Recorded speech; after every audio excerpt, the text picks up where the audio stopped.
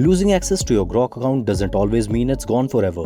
Whether you deleted it by mistake or simply can't sign in anymore, there are a few official ways to get it back.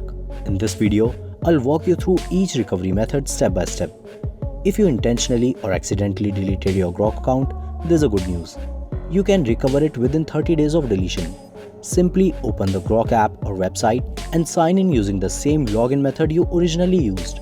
If your account is still within the 30-day recovery period, you'll see an option to restore it. Confirm the restoration and your account will be reactivated.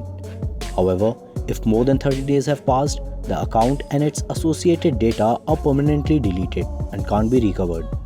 If you signed up with a Google account, tap Continue with Google and choose the same Google account you originally used.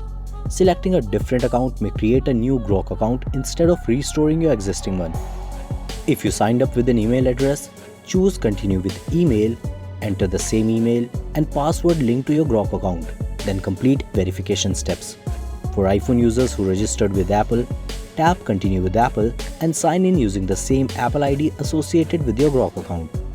If your Grok account is connected to an X account, sign in using the same X account. If prompted, tap Authorize app to reconnect Grok with your X account.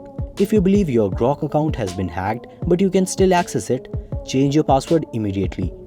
If you can't sign in because someone changed your login credentials, contact X support as soon as possible and provide any information that proves you're the account owner. That's how you can recover a lost or deleted Grok account. Remember, if your account was deleted, don't wait too long because the recovery option is only available for 30 days. If this video helped you, don't forget to like, subscribe and check out our other data recovery guides. Thanks for watching and I'll see you in the next one.